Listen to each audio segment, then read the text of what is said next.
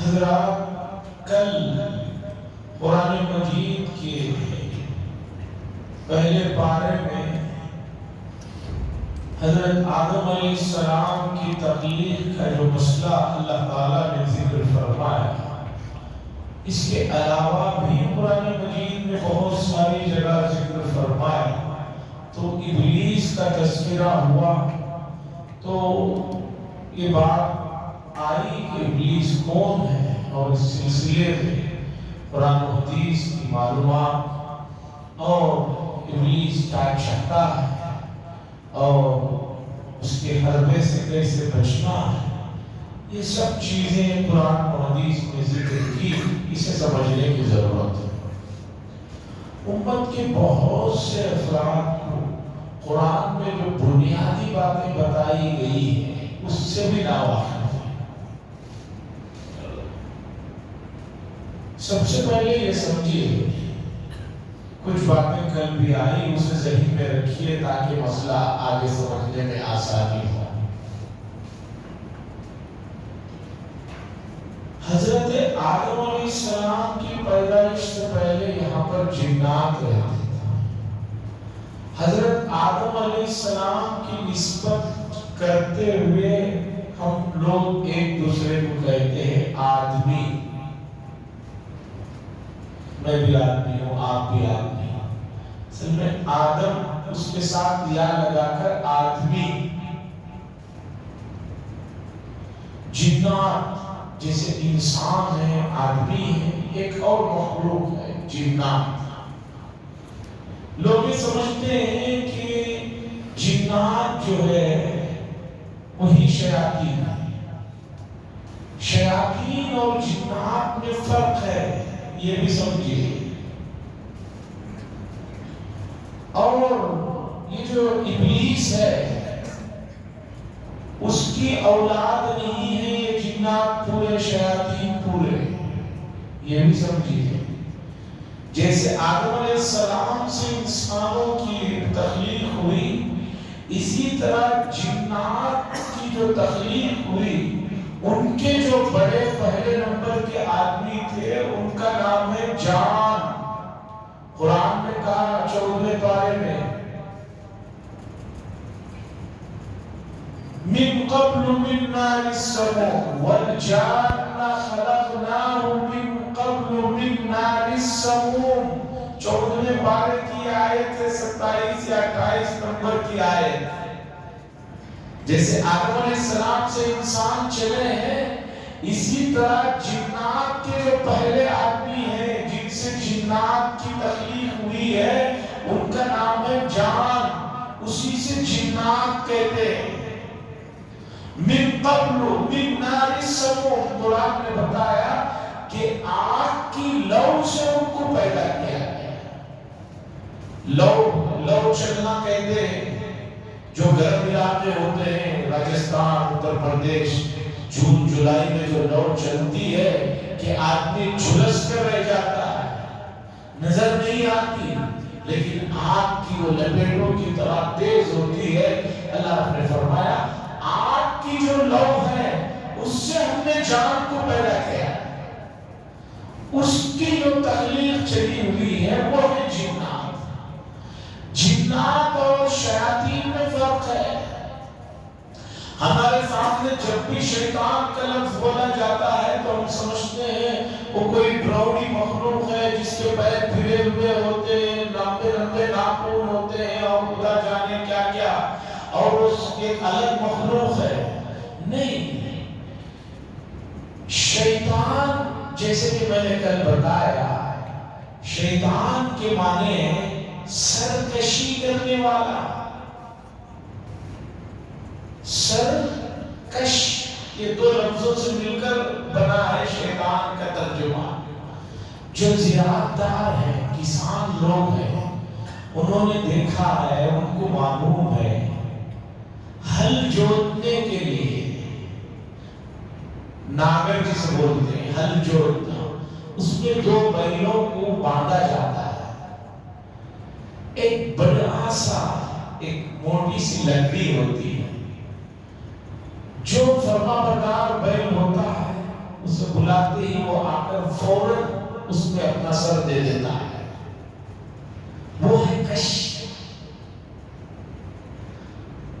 اور جو نیا رہتا ہے، نافرمان رہتا ہے، وہ مانتا نہیں، آتا نہیں، جب تک اس کے دو چار مار نہیں پڑ جاتے تب تک وہ اپنا سر لا کر نہیں جھکاتا ہے۔ تو سر کو اس سے نکال لینا، نافرمانی کرنا، یہ معنی ہے شیطان کی۔ ابلیس جو کہتے ہیں، اسی کو جو شیطان اکبر ہے کہتے ہیں، ابلیس اس کی صفت ہے، اس کا اصل نام ہے عزازیل۔ ابلیس تو اس کا لقب ہے، سرنیم ہے، اصل اس کا نام ہے عزازیل۔ ابلیس تو اس کا سرنیم کہیے یا اس کی صفت کہیے۔ اب جنات جو ہیں وہ پائے جاتے ہیں، ان میں وہ تمام چیزیں ہیں جو انسانوں میں ہیں، مسلمان ہونا اور فرما بردار ہونا، نافرمان ہونا، سب ان میں پائے جاتے ہیں، لیکن ان کی عمریں بہت لمبی ہوتی ہیں، پہلے بھی لمبی ہوتی تھی، اب بھی ان کی عمریں بہت لمبی ہیں۔ انسانوں کی طرح 60-70 سال میں نہیں چلے جاتے ہیں وہ لوگ، 1000 سال، 1500 سال، 2000 سال۔ اگر ان واقعات کو جو جنات کے مروی ہیں وہ سناؤ تو کافی لمبا وقت چاہیے، اور اتنا لمبا وقت امت کے پاس بھی نہیں ہے، اور ہمارے پاس بھی نہیں ہے رمضان کی وجہ سے۔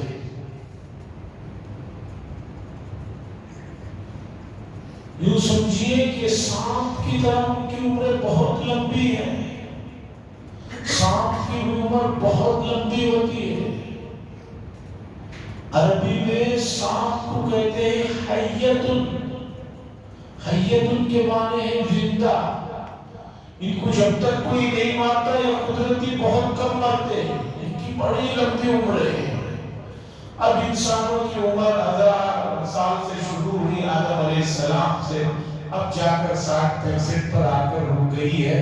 یہ بھی خوش فہمی میں بہت سارے لوگ رہتے ہیں 65 تک میں جی لوں گا، یہ کوئی بھی گارنٹی نہیں ہے کہ 65 تک جیے، اس لیے کہ ہر آدمی اگر دیکھے گا کہ اس کے اپنے خود اسکول میں پڑھنے والے کتنے لوگ انتقال ہو گئے، میں خود جب دیکھتا ہوں تو سوچتا ہوں بھئی یہ تو یکشتا میں جی لے رہے ہیں، اس لیے کہ کم از کم 25 سال پہلے میرے 2-3 ساتھی جو میرے ساتھ پڑھتے تھے ان کا انتقال ہو گیا، جبکہ وہ میرے سے ہر اعتبار سے تندرست تھے، باقاعدہ لائف سٹائل ان کا مرتب تھا، منظم تھا، انتقال ہو گیا، ذریعہ بنا، ایک پر کوئی مسئلہ ہو گیا، دوسرے پر کوئی مسئلہ ہو گیا۔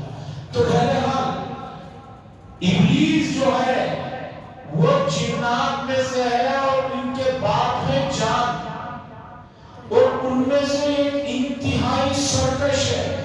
جیسے انسانوں میں فرعون ایک سرکش گزرا ہے، نمرود ایک سرکش گزرا ہے، اس طرح یہ سب سے بڑا جنات میں سرکش ہے۔ اور شیطان کہتے ہیں ہر اس کو، چاہے وہ جنات میں سے ہو یا انسانوں میں سے ہو، جو بھی نافرمانی کرے، اللہ کی نہ مانے، اسے کیا کہتے ہیں؟ شیطان کہتے ہیں، یعنی سرکشی کرنے والا، سر کو لا کر اللہ کے سامنے نہیں جھکانے والا۔ یہ بات قرآن کی ہے، چھوٹی سورت آپ بار بار پڑھتے ہیں، الذی یوسوس فی صدور الناس من الجنۃ والناس۔ اللہ میں پناہ مانگتا ہوں وسوسے ڈالنے والوں سے، اور وسوسے ڈالنے والے چاہے وہ جنات میں سے ہو یا انسان میں سے۔ اور ایک جگہ اللہ نے فرمایا یوحی بعضهم الی بعض زخرف القول غرورا، انسانوں میں سے بھی اور جنات میں سے بھی کچھ شیاطین ہوتے ہیں سرکشی کرنے والے، وہ ایک دوسرے کو بہکاتے ہیں، ایک دوسرے کو جو ہے خراب کرتے ہیں۔ تو ابلیس یہ ایک فرد ہے جنات میں سے، اس سے جب کہا گیا سجدہ کرو تو اس نے کہا میں سجدہ نہیں کروں گا اس لیے کہ میں افضل ہوں اور میں کیسے سجدہ کر سکتا ہوں۔ اللہ نے فرمایا اخرج فإنک رجیم، نکل جاؤ، تم مردود کر دیے گئے ہو، دھتکارے ہوئے ہو۔ اس نے کہا قال رب انظرنی الی یوم یبعثون، اے اللہ مجھے مہلت دیجیے، مجھے زندگی دیجیے، کب تک؟ قیامت تک مجھے زندگی دیجیے۔ آسمان میں تھا، فرشتوں کے ساتھ اٹھتا بیٹھتا تھا، پورا نظام کیا ہے سب اسے معلوم تھا۔ اس نے کہا رب انظرنی الی یوم یبعثون، اللہ قیامت تک کے لیے مجھے مہلت دیجیے۔ اللہ نے فرمایا الی یوم الوقت المعلوم، قیامت تک تو تمہیں مہلت نہیں دی جائے گی، ہاں پہلا جو سور پھونکا جائے گا تب تک تمہیں مہلت دی جائے گی۔ دنیا جب فنا ہوگی پہلے سور پر وہ تب تک تمہیں مہلت دی جائے گی، یہ بھی مر جائے گا، پھر 40 سال کے بعد دوبارہ سور پھونکا جائے گا، تب پوری مخلوق اٹھے گی، یہ بھی اٹھے گا۔ اب دیکھیے اس نے کیا کہا، قال رب بما اغويتني لأزينن لهم في الارض اجمعين، اے پروردگار آپ نے جن لوگ جس کی وجہ سے مجھے دھتکارا ہے، جن کی وجہ سے میں راندہ دربار ہوا ہوں، جن کی وجہ سے میرا گوشت چھین لیا گیا ہے، میں قسم کھاتا ہوں کہ میں ان کو اتنا دلکش بنا کر زمین میں دنیا کو پیش کروں گا اور سب کے سب لوگوں کو گمراہ کر کے رکھ دوں گا۔ اللہ نے فرمایا اسی نے کہا الی عبادک منہم المخلصین، ہاں کچھ نیک اچھے بندے ہوں گے وہ میرے بہکاوے میں نہیں آئے۔ پھر اس نے قسمیں کھائی اللہ کے سامنے، اللہ آگے سے بھی بہکاؤں گا، پیچھے سے بھی بہکاؤں گا، ادھر سے بھی بہکاؤں گا، ادھر سے بھی بہکاؤں گا، جن کی وجہ سے یعنی آدم علیہ السلام کی وجہ سے میں دھتکارا گیا ہوں، ان کی اولاد کو میں جو ہے اپنے ساتھ جہنم میں لے کر جاؤں گا، یہی میرا مشن ہے۔ اللہ نے فرمایا جاؤ، جتنی تم کوشش کر سکتے ہو کر لو، کچھ لوگ ہیں جو تمہارے پیچھے چلیں گے لیکن میرے جو نیک بندے ہوں گے ان پر تمہارا زور نہیں چلے گا۔ اب ابلیس کہیے یا سب سے بڑا شیطان کہیے یا اس کا جو اصل نام ہے عزازیل کہیے، وہ جنات کا باپ نہیں ہے۔ جنات کا باپ اصل جو پہلے نمبر پر ہے وہ جان ہے، اس کا نام والجان خلقناه من قبل من نار السموم، 14 پارے کی آیت ہے۔ لوگوں کو، انسانوں کو جنات شیاطین وغیرہ کے سلسلے میں جو معلومات ہیں اس میں 90% لوگوں کے پاس جو معلومات ہیں وہ قرآن و حدیث والی معلومات نہیں ہے۔ برادران وطن کو پوچھئے، جو آدمی دنیا میں برا رہتا ہے وہ مر جاتا ہے تو وہ شیطان بن جاتا ہے، وہ آ کر لوگوں کو ڈراتے رہتا ہے۔ ارے بھائی، ایک بار مرنے کے بعد روح کو لے جایا جاتا ہے، اگر برا ہے تو اسے لے جا کر جہنم میں اس کی اتنی ٹھکائی اور پٹائی ہو رہی ہوتی ہے کہ اس سے تو اسے چھٹکارا نہیں، وہ کہاں واپس آ کر یہاں لوگوں کو ڈراتا ہے۔ اچھا ہے، مومن ہے، اسے جنت کی آب و ہوا اسے سیر میں رکھا جائے گا، برا ہے تو اسے نہیں چھوڑا جائے گا۔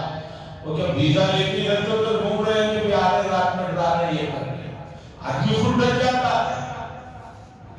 جنات کو کیا ضرورت ہے یہ شیوے کرنے کی، یہ کام کرنے کی؟ اب آپ کہیں گے کہ بھی بعض واقعات ہوتے ہیں کہ کسی کے اوپر جن آ جاتا ہے، وہ باتیں کرنے لگتا ہے، تو وہ آدمی کی روح نہیں آتی، وہ جنات شرارت کرتے ہیں۔ کیوں کرتے ہیں؟ جو لوگ گندے رہتے ہیں ان پر یہ سوال ہو جاتے ہیں۔ اسی لیے حدیث میں سخت تاکید ہے کہ آدمی پر جب غسل واجب ہو پہلی فرصت میں غسل کر لے، اس حالت میں باہر نہ نکلے۔ لیکن امت کے پاس بنیادی تعلیم نہیں ہے، سوچتے ہیں کہ اب تو غسل کرنا ہی ہے، چلو ذرا کٹنگ کرا لیں گے، چلو ذرا ناخن کٹ کر لیں گے، چلو ذرا تھوڑی دیر کھیل لیں گے۔ حدیث میں ہے کہ فوراً غسل کر لے آدمی۔ یہ جو حالت ہے، یہ ناپاکی کی حالت، اس حالت میں وہ کبھی بھی سوار ہو سکتا ہے۔ کسی کی روح کسی کے اوپر نہیں آتی ہے، وہ جنات آ کر شرارت کرتے ہیں، اور یہ ممکن ہے، قرآن حدیث بتا رہے ہیں یہ ممکن ہے، لیکن اتنا نہیں ہے جتنا بتایا جاتا ہے۔ جیسے 10 محرم کو پرانے لوگوں نے دیکھا ہوگا، بہت سارے لوگ لے کر ناچ رہے ہوتے، کہتے نہیں اگر تجھے نہ گئے تو کہاں آئیں گے بھی، کتنی جگہ آئیں گے، ایسے آدمی کے اوپر آئیں گے جس کو نائے ہوئے مہینے سے زیادہ ہو گیا ہے، جس نے چرس لے رکھا ہے اور گندی چیزیں لے رکھا ہے۔ حضرت حسین رضی اللہ تعالیٰ جو جنت میں ہے، وہاں سے آ کر کہاں پھریں گے، ایران میں جائیں گے، بنگلور میں جائیں گے، لکھنؤ میں جائیں گے، اور کہاں جائیں گے، کس کے بدن میں گھس گھس کے نکلیں گے، وہ بھی ایسے کرتے لوگوں کے بدن میں گھس کے نکلیں گے۔ یہ سب چیزیں کچھ نہیں ہے۔ تو شیاطین اور جنات کے سلسلے میں قرآن و حدیث کی جو معلومات ہے امت کے پاس ہو جاتی ہے، ان کو اپنے یہ اس ذہن میں انہوں نے بٹھا لیا ہے۔ اب ابلیس نے قسمیں کھائی اور اللہ نے کہا جاؤ، جتنا تم بہکا سکتے ہو بہکاؤ، لیکن میرے نیک بندے نہیں بہکیں گے۔ اب دنیا میں وہ آیا، اور جو شریر لوگ جنات ہیں، انسانوں میں سے جو شریر ہیں، شیطان کی جو فوج ہے اس میں صرف جنات ہی نہیں ہے، انسان بھی ہے۔ انسانوں کو بھی اس نے فوج میں جمع کر لیا۔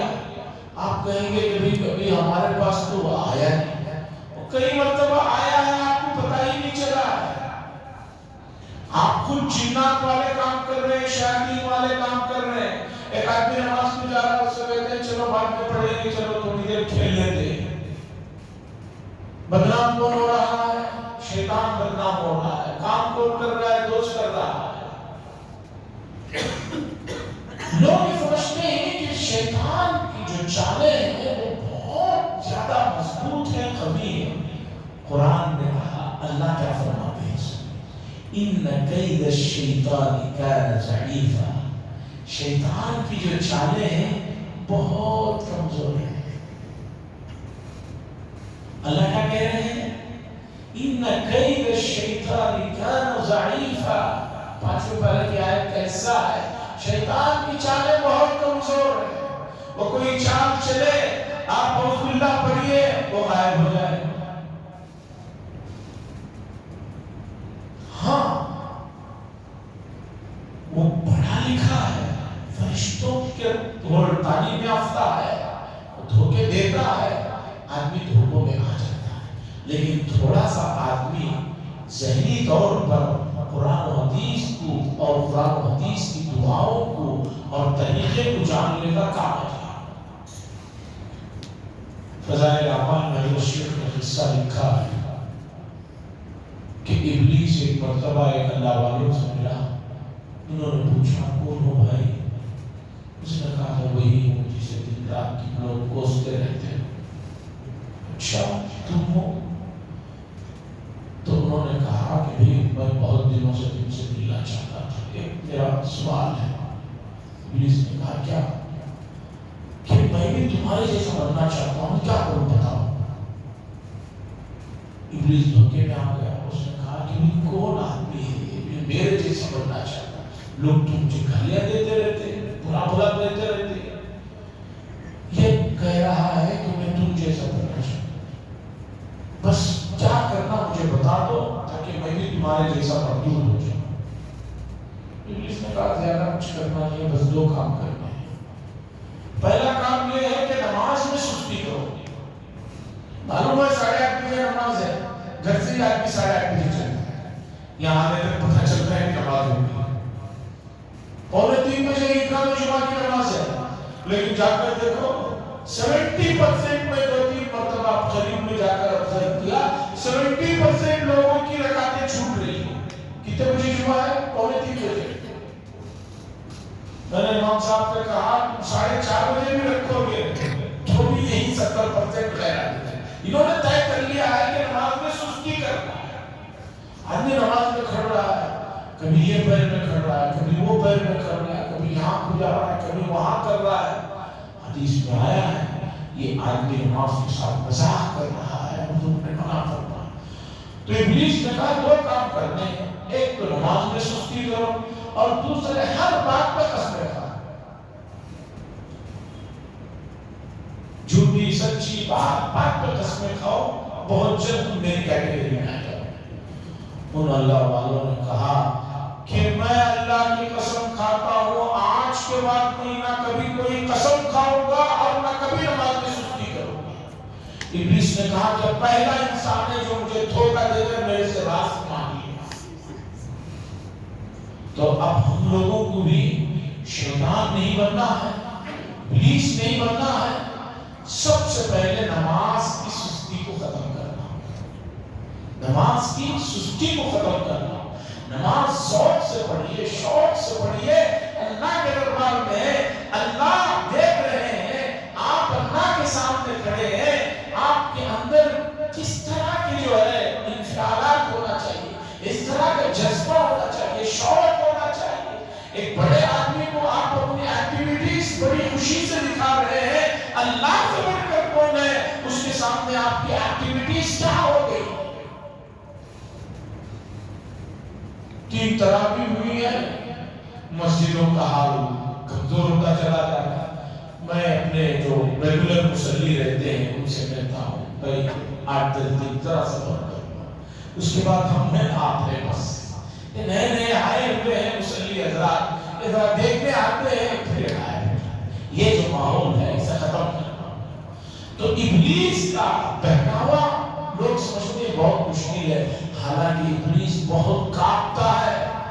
हदीस में आया है रसूलुल्लाह सल्लल्लाहु अलैहि वसल्लम ने फरमाया, मैंने यौम अरफा के दिन, हज में जो 9वीं तारीख अरफात की होती है, मैंने अरफात के दिन इब्लीस को देखा कि अपने सर पर मिट्टी डाले हुए भाग रहा है और बहुत बुरी हालत में है। मैंने पूछा ये इतनी बुरी हालत तुम्हारी क्यों है? तो कहने लगा इसलिए है कि मैंने इन लोगों को जो 20-25 जितने भी हर साल लाख लोग जमा होते हैं, कितनी मेहनतों से कितने गुनाह कराए थे और ये आज आए और एक ही लम्हे में इनके तमाम गुनाह माफ हो गए। मेरी पूरी 60-70 साल की जिंदगी की जो मेहनत थी उनको सबको इन्होंने खत्म कर दिया। अल्लाह से जो है मग़फ़िरत लेकर जा रहे हैं, इसलिए मुझे ये हालत देखकर बर्दाश्त नहीं हो रही। हुजूर ने फरमाया बद्र के बाद सबसे बुरी हालत में मैंने इब्लीस को जो है अरफात के मैदान, कुरान ने कहा इन्न शैतान अदुव्वुन फत्तखिज़ूहु अदुव्वा। अल्लाह कह रहे शैतान तुम्हारा दुश्मन है, उससे दुश्मनी करो। कुरान में कहीं इस तरह का तस्कीरा किसी के लिए नहीं, लेकिन अल्लाह कह रहे शैतान तुम्हारा दुश्मन है, तुम्हें भी उससे दुश्मनी करनी चाहिए। जब अल्लाह शैतान से दुश्मनी की बात कर रहे हैं, अब तो आपको और मुझे चाहिए कि हर वो काम करें जिससे शैतान को तकलीफ हो, तलमला है। हदीस में है कोई आदमी सीधे हाथ के बजाय बाएं हाथ से पीता है तो शैतान की खुशी होती है, सीधे हाथ से पीता है मर्दों को बड़ी तकलीफ होती है। अब जब दुश्मनी पर हमें उतरना है तो छोटी छोटी सुन्नतों को ख्याल रखें। हदीस में है घर में दाखिल होते हुए सलाम करके बिस्मिल्लाह पढ़कर दाखिल होते ही शैतान कहता है कि आज रात को इस घर में मैं नहीं रुक सकता, इनको वसवसे नहीं डाल सकता। तो हर वो काम आप जो सुन्नत के मुताबिक शुरू कर लेंगे तो समझिए कि शैतान से आप टक्कर की जो है दुश्मनी कर रहे हैं। क्योंकि अल्लाह की मदद आपके साथ है तो आप कामयाब रहेंगे, शैतान जो है मरदूद होकर चला जाएगा। तो ये माह मुबारक जिसमें इस तरह की जो शरीर जिन्नात है उन सबको अल्लाह तबारक व तआला ने खैर करके रख दिया है ताकि तुम वसवसे डालकर بندوں کی عبادتوں کو ضائع نہ کرے. اتنی سہولتوں کے باوجود اگر کوئی روزہ نہ رکھے، تراویح نہ پڑھے، نماز نہ پڑھے، جھوٹ بولنا نہ چھوڑے، گناہ نہ چھوڑے، تو پھر کب چھوڑے گا؟ جب اسرائیل علیہ السلام آئیں گے پوری ٹیم کو لے کر روح نکالنے کے لیے، تب تو کوئی معتبر بھی نہیں. جیسے ہمارے اسٹوڈنٹ ہوتے آ کر کہتے ہیں کہ حضرت پرچہ بہت مشکل ہو گیا، بالکل آخری وقت میں پورے جوابات آ رہے تھے، وقت ختم ہو گیا. جیسے پرچہ بنانے والوں کو معلوم ہی نہیں کہ 20 سوال کے کتنے وقت میں بنانا چاہیے. 3 گھنٹے دیے، یہ نہیں لکھے، وہ باہر نکل کے کہہ رہا مجھے اس کا بھی پتا تھا، اس کا بھی پتا تھا، اس کا بھی پتا تھا. جب رزلٹ آئے گا ہمیں پتہ چل جائے گا کس کس کا تمہیں پتا تھا. بس کہتے ہیں کہ وقت بہت کم دیے، وقت دیتے تو میں بتاتا کہ میں کیا. تو اس طرح انسان یہ سوچ رہا ہے کہ میں لمبا جیوں گا، یہ کروں گا، کسی کی زندگی کا کوئی بھروسہ نہیں. اس ماہ مبارک کی قدر کیجئے، کتنے لوگ اٹھ رہے ہیں، کس کا کیا پتا، بھروسہ نہیں ہے. اور شیطان سے دشمنی کیجئے، اور دشمنی کا آسان نسخہ یہ ہے کہ بس سنت کے مطابق زندگی پر عمل کرنا شروع کر دیجئے. اللہ سے دعا فرمائے اللہ سے مسئلے کو سمجھنے کی اور اس کے تقاضوں پر عمل کرنے کی توفیق نصیب فرمائے. وآخر دعوانا الحمدللہ رب العالمین. الحمدللہ رب العالمین والصلاة والسلام على سيدنا المرسلين وعلى آله وصحبه أجمعين. اللهم صل وسلم صلى الله تعالى وسلم على خير محمد وعلى آله وصحبه أجمعين.